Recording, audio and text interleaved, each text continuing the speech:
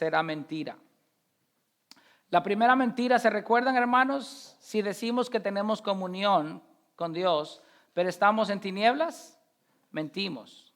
La segunda mentira dice, si decimos que no tenemos pecado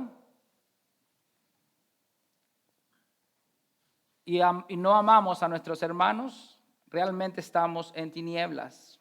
La tercera mentira es si decimos que no hemos pecado, lo cual es mucho más grave. Dice que hacemos a Dios mentiroso y la palabra de Dios no está en nosotros. En la primera faceta del camino que conduce a la apostasía vimos a un grupo de personas que dicen tener comunión con Dios, pero andan en tinieblas. Dios promete sacarlos de esa oscuridad a través de que esas personas se arrepientan, comiencen a tener verdadera comunión con sus hermanos, con la iglesia, porque la verdadera comunión genuina con la iglesia es sinónimo de verdadera comunión genuina con Dios. En la segunda faceta del camino que conduce a la apostasía vimos otro grupo que afirma no tener pecado, aunque en verdad está practicando uno o varios pecados. Eso lo convierte a él en una persona que se autoengaña. Pero Dios le da también la salida del autoengaño en el que se ha metido. ¿Qué palabra aprendimos el domingo pasado? Homologueo. Confesar detalladamente su pecado, arrepentirse de él y estar dispuesto a asumir lo que sea para escapar de ese estado de endurecimiento parcial. Y llegamos a la tercera faceta. Esta etapa es la más triste en la que una persona puede llegar. Esta es la línea que se intensifica la hipocresía y el autoengaño. No es que se elimina, se intensifica. Se cruza la línea de no retorno. Porque el primer grupo son personas que quieren engañar a todo el mundo. El segundo es la persona que se está engañando a sí mismo, pero este tercer grupo quiere engañar a Dios. Practican el pecado, pero no sienten dolor al pecar y creen en su corazón que es pecado, pero no es tan grave como parece. El tercer grupo son los que han llegado a un estado de endurecimiento total. Ya no parcial, de tal forma que ser hipócrita o estarse engañando ya pasó a segundo plano. Por eso inicia Juan diciéndonos, si decimos que no hemos pecado. ¿A qué se refería Juan al decir si decimos que no hemos pecado? Esta afirmación no es únicamente una negación del pecado actual que esta persona está cometiendo, sino que también a la negación del récord histórico sobre la culpabilidad. O sea, no solamente considera que su pecado no es tan pecado, sino que ahora niega rotundamente que ni su pecado actual ni sus pecados pasados tampoco lo son. Esta persona le está diciendo a Dios, tú eres un mentiroso. ¿Por qué? Porque con sus actitudes, con sus acciones está diciendo, yo no soy pecador. Eso lo pone en un estado muy preocupante. Es como aquel borracho, hermano, que acaba de salir de una cirugía por causa del alcohol. El doctor le recomienda a la familia y a él y le dice, mira, 0 alcohol de ahora en adelante. La próxima vez que vuelvas a tomar alcohol, ya no habrá esperanza para ti. ¿Qué hace el borracho? A los días que se siente bien, dice, ya me siento bien, como que me merezco unas cervecitas, ¿verdad? Se toma la cerveza, cae en coma y muere. ¿Qué sucede entonces?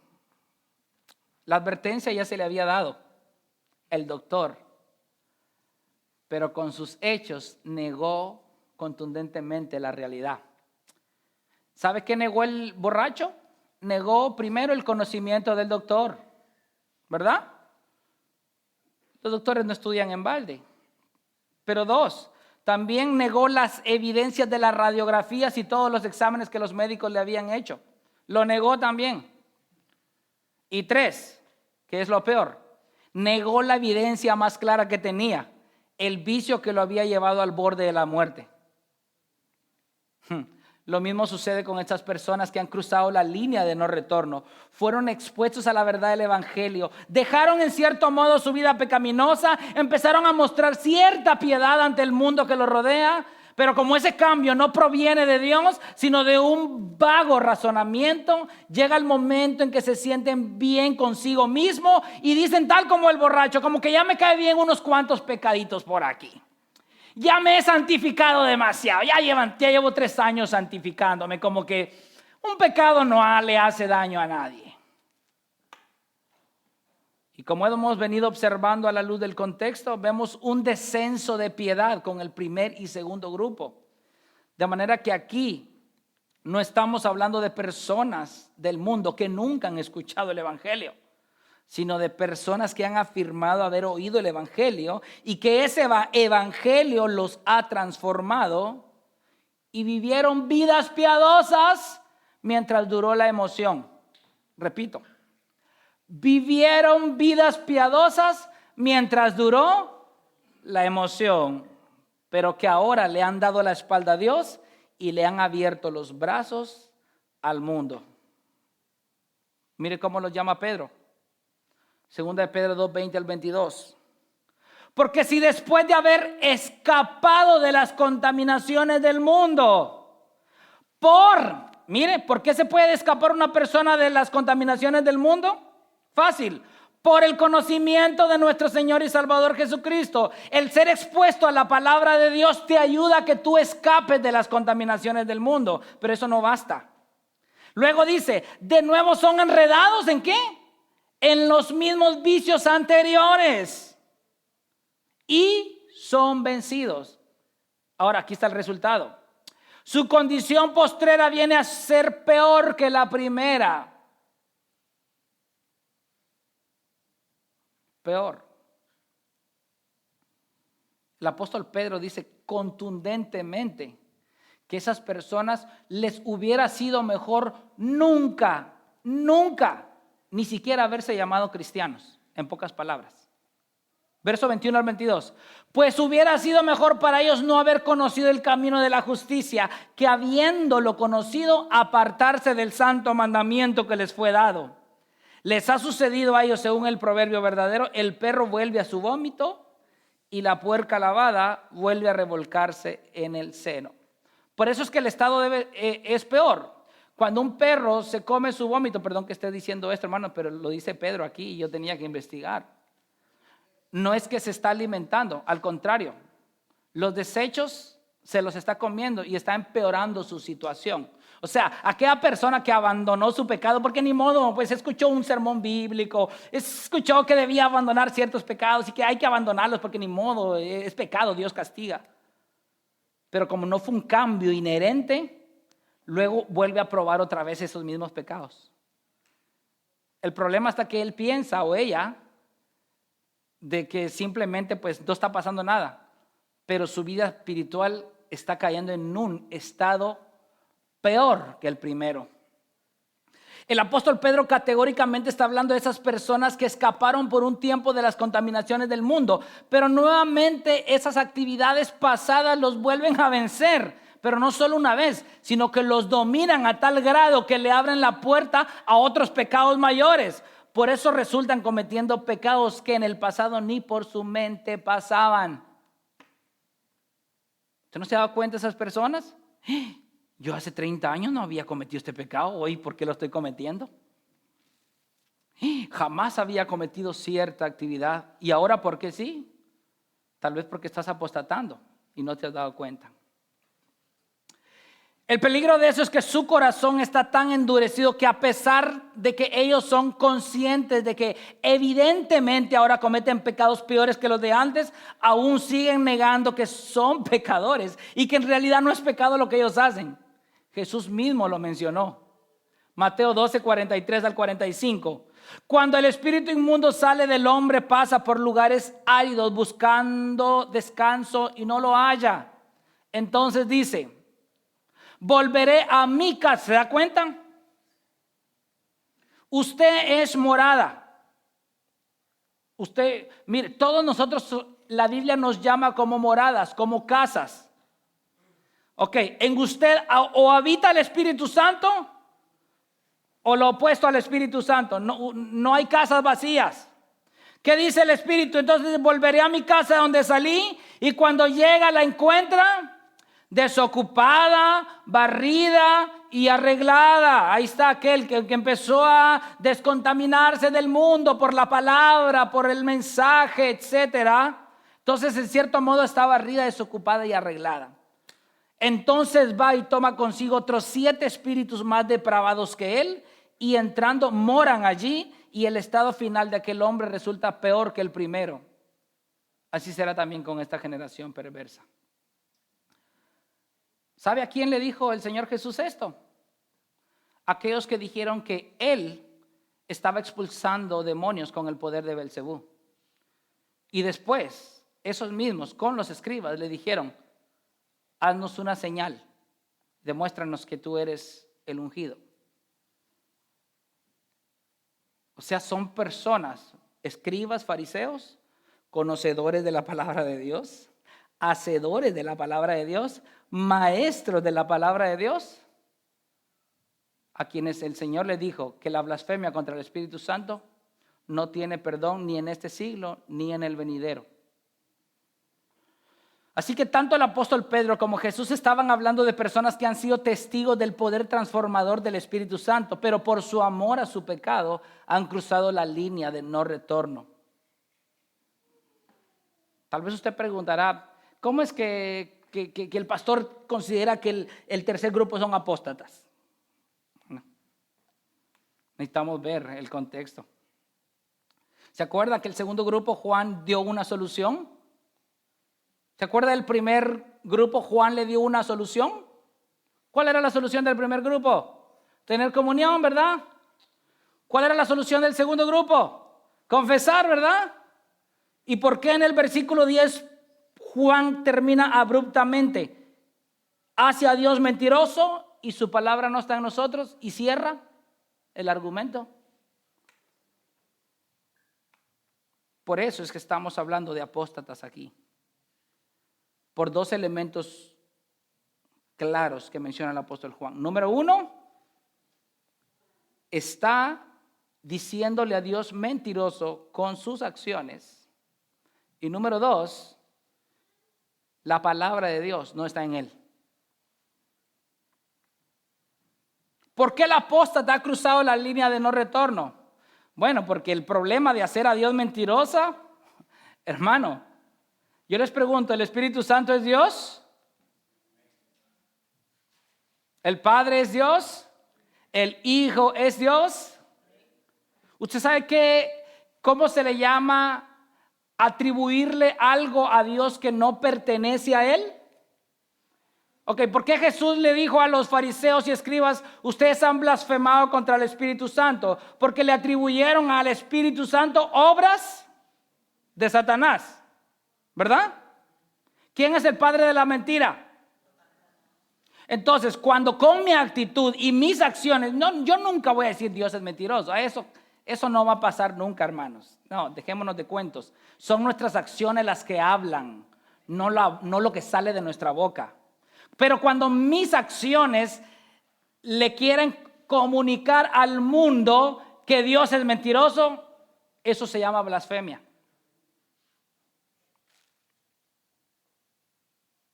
Y eso es grave.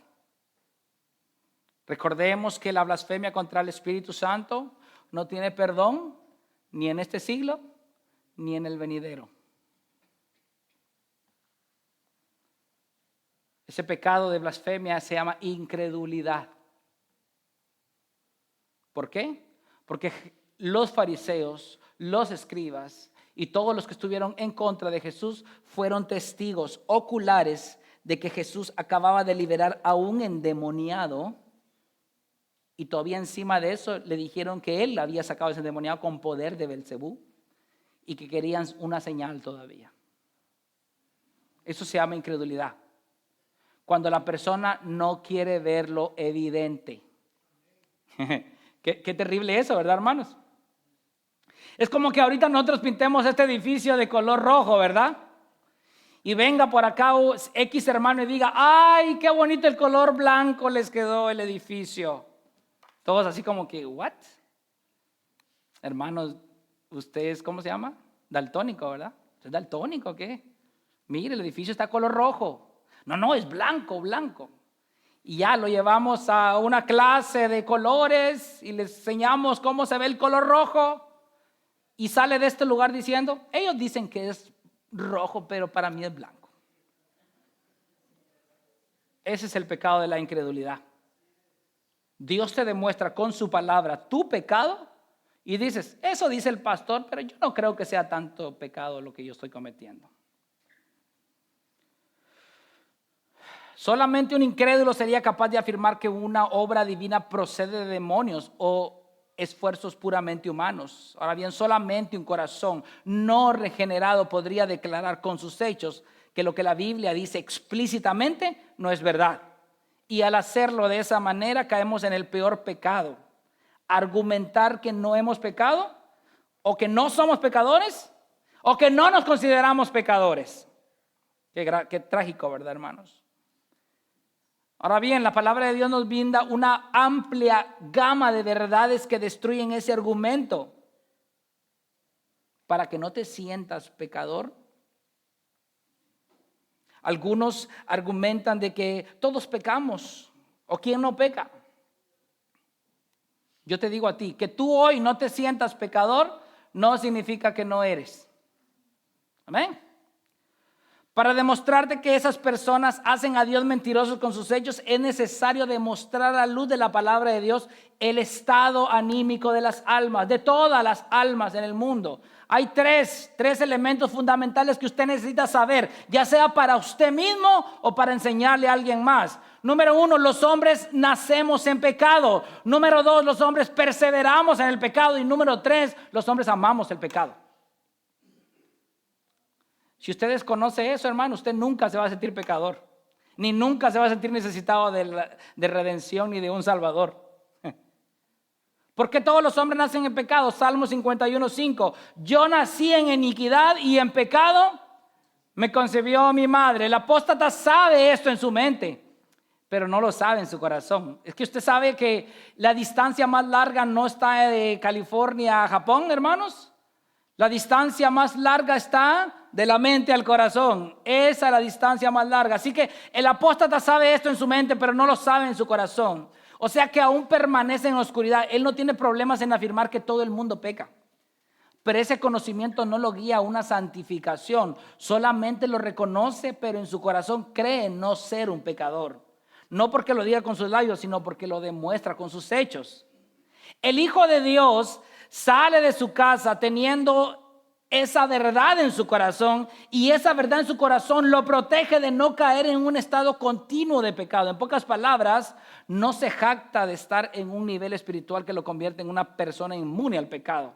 Miren lo que dice 1 Juan 3:9. Ninguno que es nacido de Dios practica el pecado, porque la simiente de Dios permanece en él. No puede pecar porque es nacido de Dios. El apóstata sí, se arriesga.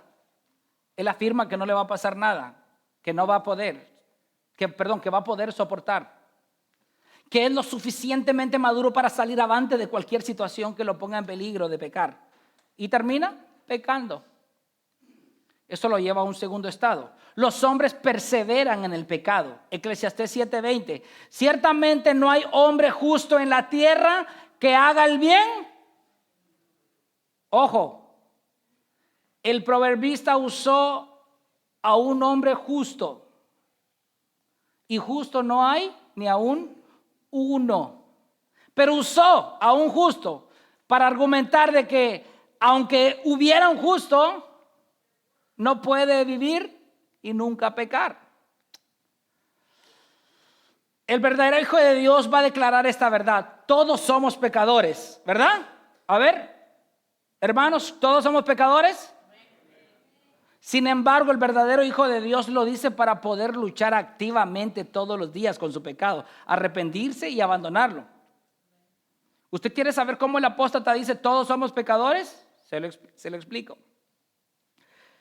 El apóstata dice, todos somos pecadores. La única diferencia que él da esa declaración no para abandonar su pecado, al contrario, es su ancla donde se agarra con mayor fuerza, ya que al no reconocer su pecado y endurecer cada vez más su corazón, él no lo dice no para arrepentirse de su pecado y abandonarlo. Él lo dice para aplacar su conciencia y seguir perseverando en el pecado. Ahí están los dos grupos que dicen que todos hemos pecado. El que lo reconoce, pero eso lo guía a una santificación. El que lo reconoce, pero lo usa para seguir pecando. De manera que cuando alguien te diga, es que todos somos pecadores, dile amén. Luego observa sus acciones y te darás cuenta delante de quién estás, si de un hijo de Dios o de un hipócrita. Ese endurecimiento lo lleva no solamente a permanecer y perseverar en su pecado, sino que lo guía a un estado aún peor. Este es el tercer elemento. Los hombres aman su pecado. Juan 3:19. Y este es el juicio, que la luz vino al mundo y los hombres amaron más las tinieblas que la luz. Pues, ¿se da cuenta por qué los frutos son los que hablan? No lo que salga con nuestra boca. Mi esposa puede gritar a los cuatro vientos que me ama, decírselo a cada uno, a ustedes, mandarles un texto privado, yo amo a mi esposo. Pero el que va a confirmar que ella me ama no va a ser ella misma. Soy yo el que voy a confirmarle eso a ustedes. Cuando todos ustedes vengan y me pregunten, pastor, ¿su esposa lo ama? Ustedes tendrán mi respuesta, ¿me entienden? Querían que dijera que sí o que no, ¿verdad? Ustedes, ya me di cuenta. Les voy a dejar eso en secreto para que investiguen por su propia cuenta. Si me ama, si no, no estuviera aquí conmigo. Hermanos, hermanas, amigos, amigas, amar tu pecado no te pone en una situación muy favorable delante de Dios. Te ubica en la posición de las personas que odian a Dios. Tú no puedes decir yo amo a Dios y a la misma vez amo el pecado. Es que es inconsistente, hermanos. Eso es no conocer a Dios. Santiago 4:4, mire lo que dice. ¿Cómo lo llama Santiago? Oh almas adúlteras. ¿No saben ustedes que la amistad del mundo es enemistad hacia Dios? Por tanto, el que quiere ser amigo del mundo se constituye enemigo de Dios. En Dios no hay medias tintas. ¿Lo amas o lo aborreces? ¿Eres amigo de Él o eres enemigo de Él? En Dios no existe el estado intermedio. O eres o no eres. ¿Estás en Él o nunca lo has estado? Pregúntale a una persona que está perseverando en su pecado si está dispuesto a hacer lo que sea necesario para abandonar ese pecado. Y recibirás un contundente no. Su respuesta será de esta manera: déjame a mí solo, yo estoy trabajando con mi pecado. Pero eso no es reconocer la gravedad del asunto, ¿verdad? Eso se ve tan incoherente como que si una persona renta un kayak y se va a unos rápidos, pero desconoce el lugar. De repente la ola, la corriente cada vez es más fuerte y varias personas empiezan a correr y le dicen, hey, allá al final hay una catarata muy peligrosa, todos han muerto los que caen ahí. Y esa persona dice, tranquilo, déjame a mí, yo tengo el control de todo. Así se ve esta persona. Lo mismo sucede con ellos. Ellos creen que están luchando con su pecado y no quieren que nadie se meta con ellos. Pero me hago estas preguntas. ¿Cómo están luchando con su pecado? ¿Qué método están usando? ¿Y a quién le han pedido ayuda? Estas son tres preguntas que tú te tienes que hacer. ¿Cómo estás luchando con tu pecado? ¿Qué método estás usando? ¿Y a quién le has pedido ayuda? Aquí están las respuestas. Lo estoy haciendo a mi manera. Bravo. Segundo, estoy siguiendo mis instintos, lo que mi corazón me dicta. Cuando yo sienta dejarlo, yo lo voy a dejar. Bravo, 200 puntos. Y tercero, no necesito pedir ayuda. Yo puedo solo con esto. Bravo, 300 puntos para el apóstata. Sigue su camino, ahí terminarás y de ahí nunca saldrás. En ese momento tú te puedes dar cuenta que estás frente a una persona lunática o un loco, por decirlo así. Tan loco como si hoy saliera de aquí creyéndose Superman y se sube al techo y se lanza, ¿verdad? Así se ve esa persona que cree salir solo por sus propios medios de su pecado. Es un lunático. Hermano, dígame quién no necesita ayuda.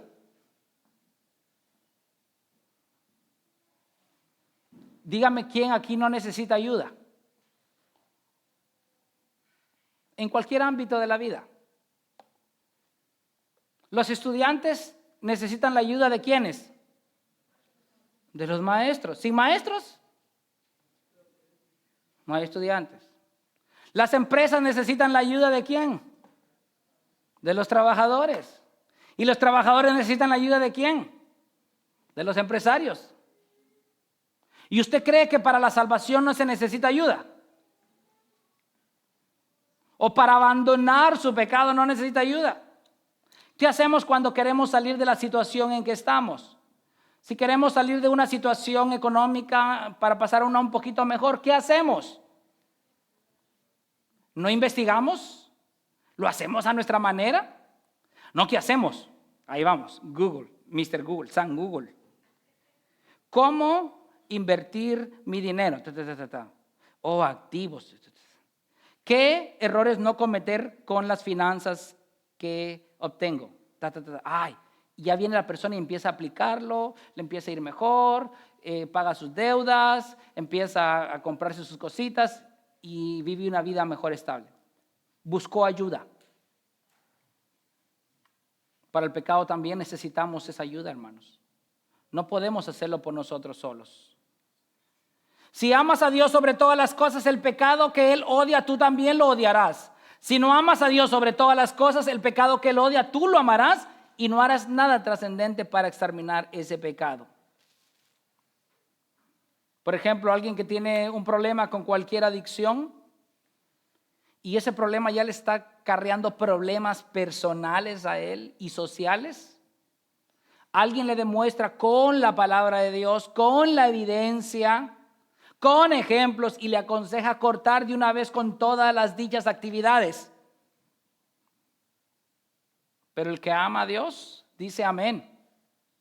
Lo haré porque amo más a mi Cristo. Ese pecado me está destruyendo y quiero abandonarlo con la ayuda de Dios. El que ama su pecado siempre responderá de esta manera: creo que exageras. En cierto modo creo que sí es pecado lo que estoy haciendo, pero no creo que sea tan grave como tú lo ves. Al contrario, no te preocupes por mí. Yo sé cómo abordar esta situación. Gracias por pensar en mí. En pocas palabras, como aquella llamada que recibías antes, ¿verdad? Gracias por su participación. Y te colgaban, ¿verdad? Típico para el que ama su pecado. ¿No es Dios el que le da la ordenanza que abandone una vez por todas ese pecado? Y los contextos donde es propenso a caer, Él se convierte en su propio Dios, ya que Él es el que sabe cómo abandonar su pecado. Wow. Eso me recuerda como a aquellas personas que no tienen ningún conocimiento de cómo reparar un vehículo. Y dicen, yo voy a reparar mi carro. Por aquí tengo un serrucho, tengo un barreno y algo haré. Se olvidan del manual del vehículo, no tienen nada de conocimiento, no piden ayuda. Y el problema que tenía su vehículo termina siendo peor que el primero. Muchos dirán, ¿cómo es posible que a sabiendas de que ese pecado lo ha apartado de Dios y en lugar de crecer espiritualmente está menguando y no quiere ver lo evidente y abandonar ni hacer algún esfuerzo por exterminar ese pecado? La respuesta nos la brinda el apóstol Juan al final del versículo 10. Dice, ha hecho a Dios mentiroso, su palabra no está en él. Con esa solemne y triste declaración, el apóstol Juan cierra su argumento y no deja espacio para otra opción. Termina contundentemente afirmando que la palabra no está en nosotros. Nuevamente Juan se incluye en esta lista, hermano, porque así como en aquel tiempo muchos a lo mejor creían de que ese sermón era para el vecino, es para el que está a la par mía, seguro que es para el que está atrás mía, seguro es para el que está delante de mí, yo no soy. Y por eso Juan dice, su palabra no está en nosotros, se incluye a sí mismo. La preposición en nos indica que esa verdad debe hacer raíces. Y al decir su palabra no está en nosotros, significa lo opuesto, que nunca echó raíces. Es por eso que el apóstata cambió por un tiempo, pero lo único que hizo fue retener su pecado. Retuvo su pecado nada más por un tiempo. ¿Usted se ha dado cuenta que las personas que deciden bajar de peso? Yo estoy tratando la manera ahorita de bajar de peso, hermanos. Espero que no me pase eso. Pero a veces no somos tan consistentes en nuestra disciplina. Pesábamos 150, logramos bajar 130. Después decimos, lo logré. Pero no fue un cambio, total, sino parcial. Solo fue por un tiempo. Es que se acerca la boda, es que viene el baby shower, es que ya viene el Día de las Madres. Entonces, pero nomás pasa el Día de las Madres, troco. Pesaba 150, ahora pesa 180. Llegó a bajar 130, 150, 180. Eso se llama el rebote. ¡Pum! Lo mismo sucede con estas personas. Están reteniendo su pecado. Usted dice, pero es que tan piadoso que es el hermano Juanito. ¿Se dan cuenta cómo ora? ¿Se dan cuenta, cómo lee la Biblia? ¿Se dan cuenta que cuando abre las escrituras hasta llora? ¿Se da cuenta que el hermano nunca ha fallado a ninguno de los servicios en lo que va del año? ¿Se da cuenta que ese hombre siempre pone en primer lugar a Dios? Y después apostata. El estado en el que estaba antes, que aparentaba tanta piedad, cayó en lo que se llama el rebote, ¿verdad? ¡Pum! Empezó a descender, ora menos, canta menos, se congrega menos, estudia menos, tiene comunión ya en un estado más pequeño. Ya no es aquella persona espiritual que veíamos. ¿Por qué? Solo fue una retención nada más de pecado por un tiempo. No había un cambio genuino en él. Esa es la razón por qué las personas no pueden lograr abandonar su estado. No tienen la fuerza necesaria. No tienen ese vigor que los impulse a tomar decisiones drásticas para abandonar su pecado, por la simple y sencilla razón que la verdad no está morando en ellos. Fácil. La verdad no está morando en ellos. Hermanos, la persona que no puede avanzar y no puede abandonar sus pecados porque dice, es que yo siento que el pecado es muy fuerte, me vence. La verdad no está morando en ti.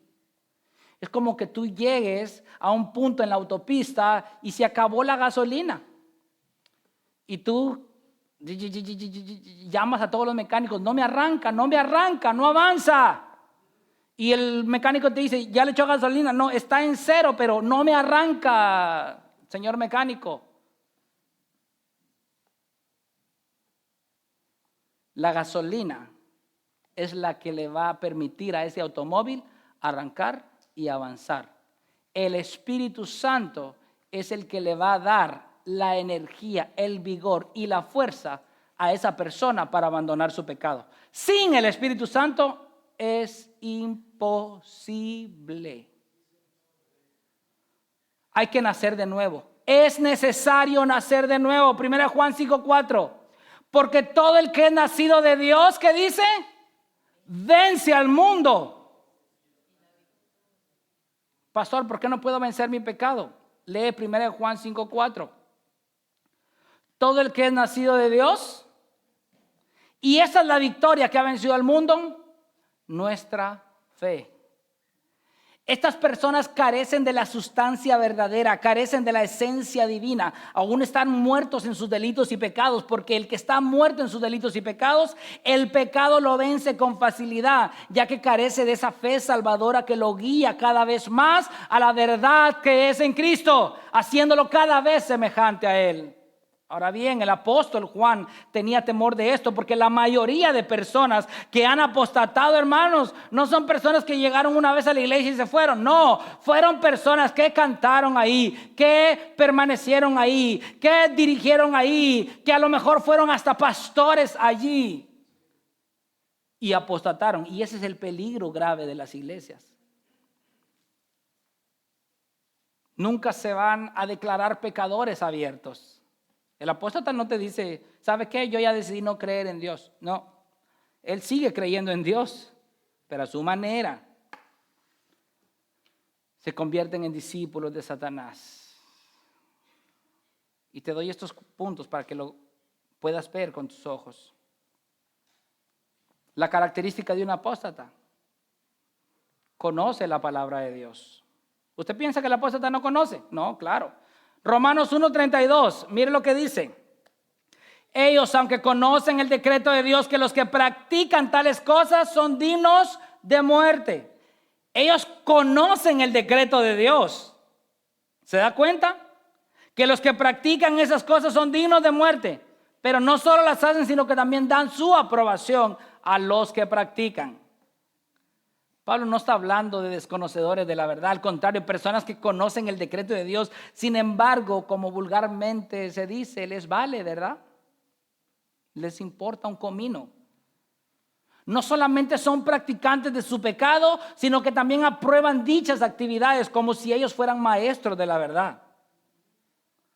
No hay nada más cruel que conocer la voluntad de Dios y a la misma vez ser hacedor de lo que Dios aborrece y encima de eso dar aprobación de sus pecados. ¿Sabe cómo es de grave esto, hermanos?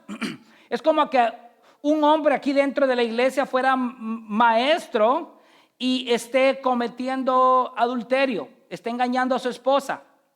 De repente vienen y le dan un tema para predicar. Predica sobre el adulterio, hermano. Esa persona va a empezar a predicar como que con un poco tambalioso, ¿va? Porque le toca predicar sobre él. El hipócrita lo va a hacer y predica. Pero el apóstata no solo predica, sino que cuando se le acerque un joven y le diga, fíjese que me está saliendo otra proposición ahí con otra mujer, ¿qué va a decir? No es pecado. Estás joven. Disfruta tu juventud. No solo las hacen, sino que dan su aprobación de ello. 2, el apóstata ama enseñar la palabra de Dios. Oiga, hermano. Ojo, que ame enseñar la palabra de Dios no significa que ame a Dios, hermano. No hay que confundir las cosas. Porque muchos dicen, es que yo, por ejemplo, es que yo amo tocar la guitarra. Ok, está bien, amas tocar la guitarra, pero ¿amas a Dios? Pastores, es que mira, yo amo servir aquí en la iglesia, es mi pasión. Está bien, 100 puntos. Pero ¿amas a Dios? Pastor, es que yo amo enseñar, yo amo predicar. Viera que cuando yo estudio y predico, es que yo siento que a eso me llamó Dios. Perfecto. Pero ¿amas a Dios?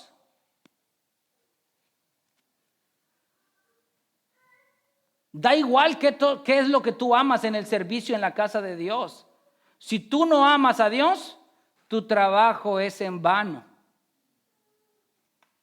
Es a Dios al que hay que amar. Ay, pastor, no me diga que si alguien viene y le quita el pastorado no se va a sentir triste. Yo amo este ministerio, pero si un día me meten a la cárcel, pastorearé en la cárcel y ya. Pero no por eso yo voy a venir y me voy a meter en depresión. Y, ay, es que yo quería en la 300 Watson Street, es que allá hay un púlpito y allá hay una cámara que me está grabando. Aquí en la cárcel nadie me ve, aquí solo hombres tatuados. Ay, no, Señor, ¿qué hice para merecer esto? Yo no amar a Dios entonces, amar a estar aquí, que ustedes me vean y digan amén ahí de vez en cuando. Yo amo a Dios. Tú tienes que amar a Dios. No ames lo que te gusta hacer aquí más que Dios. Es a Dios a quien hay que amar más que sobre todas las cosas.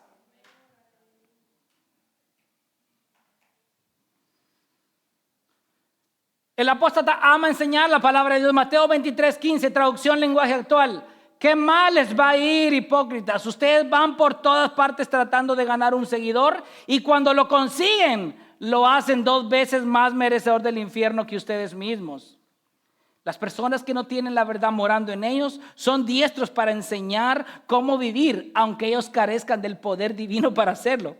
Saben cómo guiarte, pero con su vida te demuestra que se puede vivir amando el mundo y amando a Dios. ¿Usted se ha topado con ese tipo de personas? Les gusta dar un consejo bíblico. Les gusta enseñar. Les gusta ayudar. Pero cuando ellos tienen que aplicarlo en su vida, ellos se vuelven otras personas. Desconocen quiénes son. Por eso es que el apóstata ama enseñar. Ama enseñar la palabra de Dios, pero no ama a Dios. Tercer elemento, el apóstata no vive lo que predica. Según de Pedro 2, 17 al 19. Mire cómo lo dice Pedro. Estos son manantiales sin agua, bruma impulsada por una tormenta para quienes está reservada la oscuridad de las tinieblas. No dice que tienen una oportunidad más, no, ya está reservada las tinieblas para ellos. Porque ¿qué dicen? Pues hablando con arrogancia y vanidad, seducen mediante deseos carnales, ¿se da cuenta? Ellos no enseñan con sincero deseo. Ellos enseñan porque tienen un deseo carnal. Yo enseño aquí porque, es que me gusta que todos me aplaudan cuando yo digo una palabra. Es que viera que cuando yo grito yo siento como un fuego y como que Dios me usa. Y por eso amo predicar. Esos son deseos carnales. Yo amo porque es que vieran, desde que predico, yo siento que mucha gente ahora me admira. ¿What?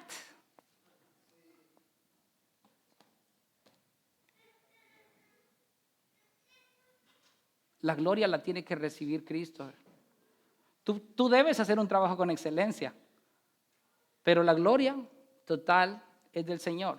Dice que seducen mediante deseos carnales, por sensualidad a los que hace poco escaparan de los que viven en el error. Obviamente, los recién convertidos son su mejor material, ¿verdad? Aquellos que no saben ni siquiera dónde está Génesis ni Apocalipsis, ellos son los mejores. Les prometen libertad, mientras que ellos mismos son esclavos de corrupción. Pues uno es esclavo de aquello que lo ha vencido.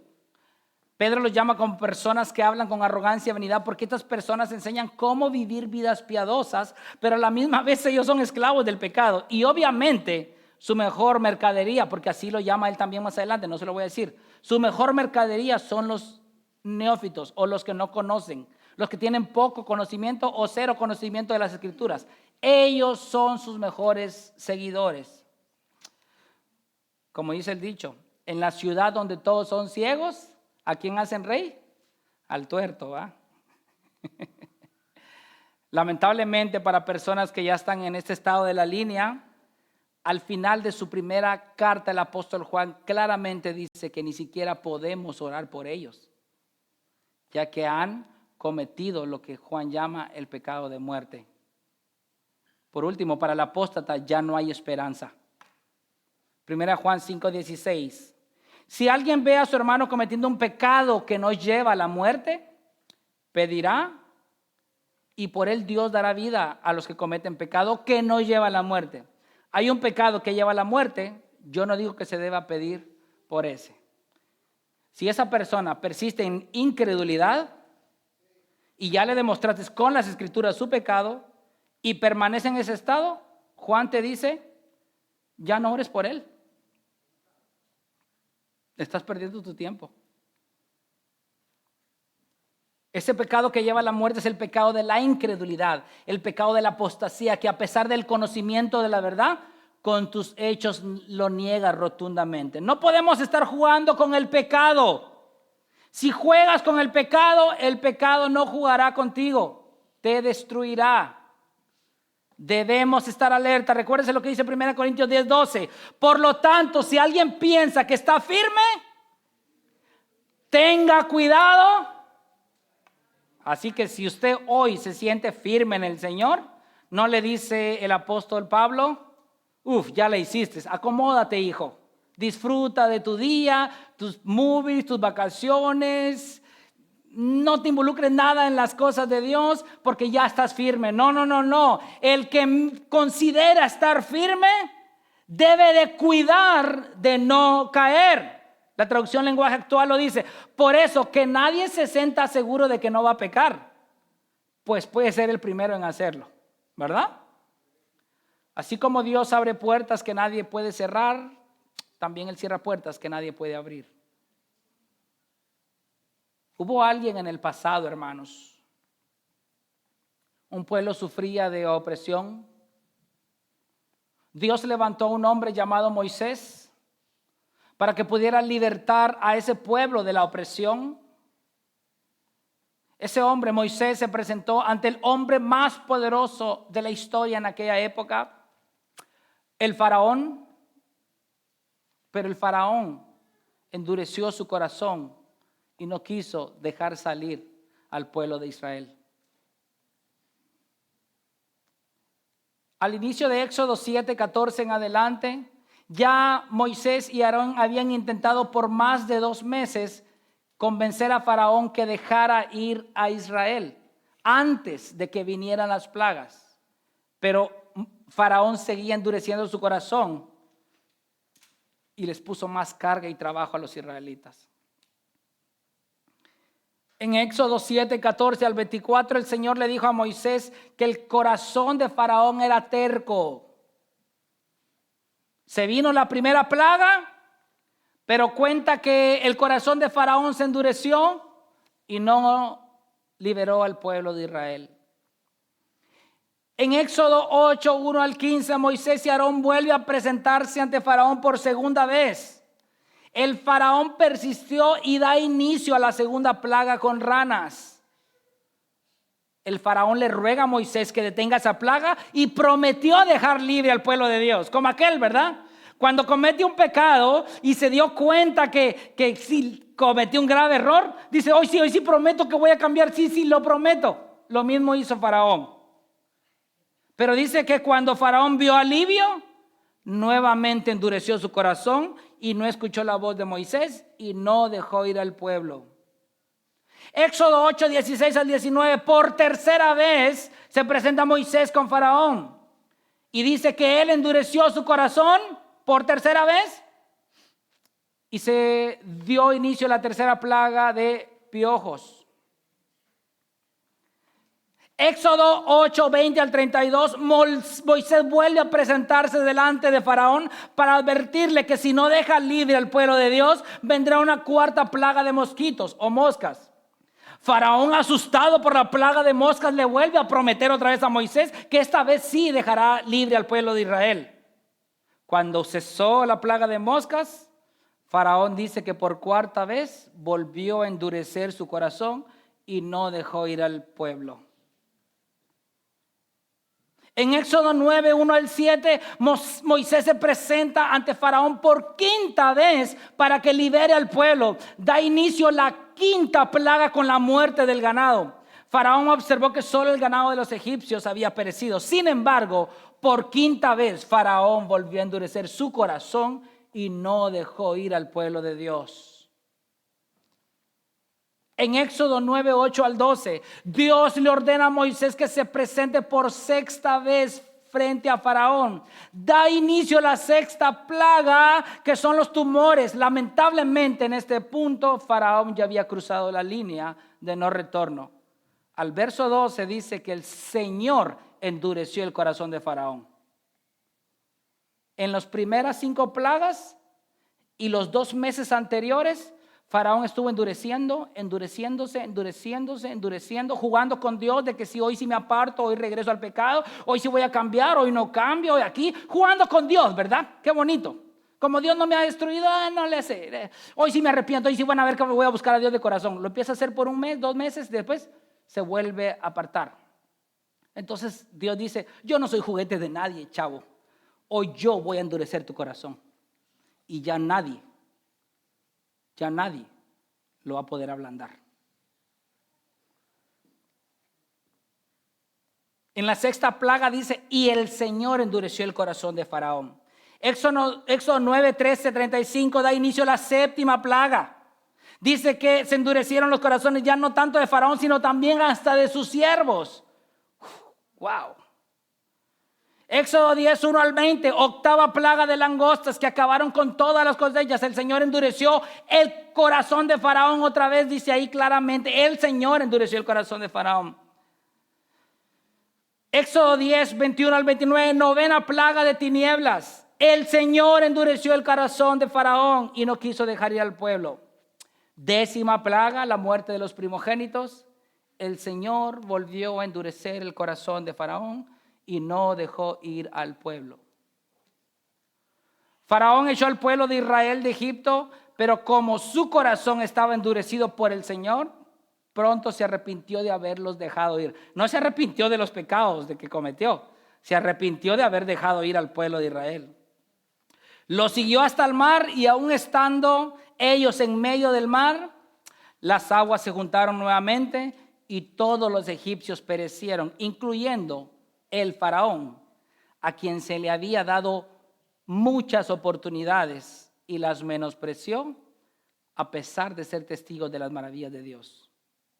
Según algunos estudiosos bíblicos, el total de tiempo estimado entre las plagas y el tiempo que Dios le dio a Faraón para que se arrepintiera fue entre 8 a 14 meses, donde él estuvo resistiendo el consejo de Dios. Desde el primer prodigio, Faraón debió haber inclinado su corazón al Dios vivo, pero abusó de la misericordia de Dios, que ya le venía advirtiendo desde hacía aproximadamente 2 meses. Yo te pregunto a ti, ¿cuántas oportunidades te ha dado el Señor a ti?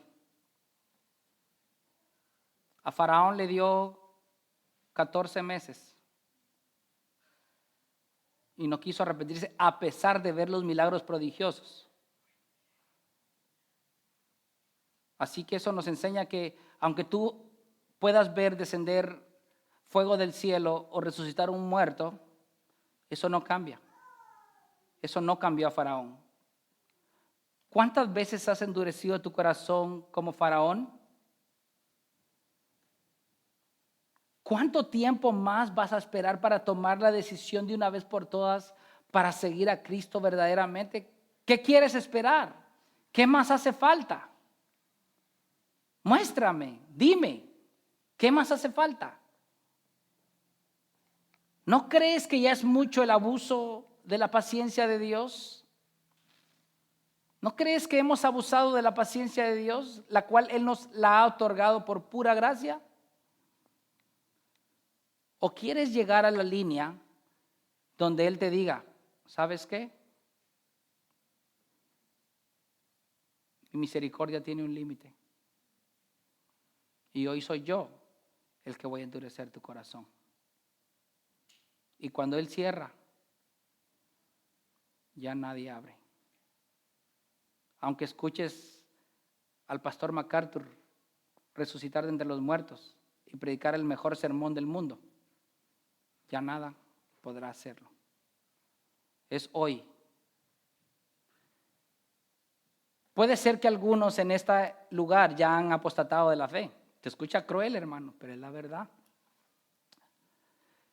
Han cruzado la línea de no retorno y perecerán en su pecado, excluidos eternamente de Dios. Pero puede ser que hay algunos que aún están caminando a la orilla de esa línea de la apostasía. Y para alertarlo a él es este mensaje. Este mensaje no es para los apóstatas. Ellos ya cruzaron esa línea de no retorno. Este mensaje fue para aquellos que están caminando muy de cerca de la línea de la apostasía. Arrepiéntete genuinamente de tus pecados. Reconoce tu rebelión hacia Él. Confiesa tu maldad, vive para Él. Porque Él es amplio en perdonar y otorgar misericordia a los que se acercan a Él en humildad. Yo no quiero que tú te salgas de aquí hoy pensando, yo soy el apóstata, porque en la eternidad no vas a querer desear decir eso con tus palabras. Yo quiero que hoy tú salgas de aquí diciendo, un día, Señor, anduve cruzando la línea de la apostasía, pero me libraste con tus cuerdas de amor. Enviaste a tu Hijo Jesucristo a que viviera la vida que yo jamás podía vivir. Me diste nueva vida. Y ahora gracias a Él estoy gozando de plena libertad y gozo por su gracia. Gracias, Señor, que abriste mis ojos, me quitaste la venda de mis ojos y de mis oídos y pude verte y oírte por primera vez. Arrepentirme de mis pecados, ver mi estado real, aborrecer el pecado y ahora vivir para ti. Gracias a ti puedo ver la luz. Y no me dejaste perecer, ni permitiste que cruzara esa línea de no retorno. Hebreos 3:12 al 13, concluyo con esto. Tengan cuidado, hermanos, no sea que en alguno de ustedes,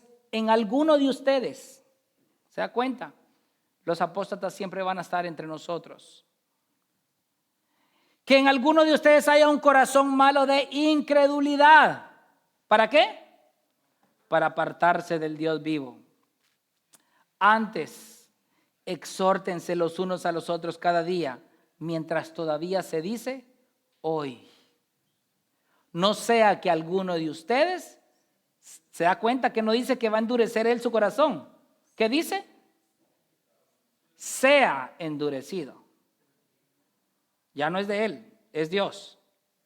Por el engaño del pecado. Este sermón tenía que terminar así. Juan terminó así. Pero tenemos que tener claro, como les repito una vez más, esto no era para los apóstatas. Para ellos ya no hay esperanza.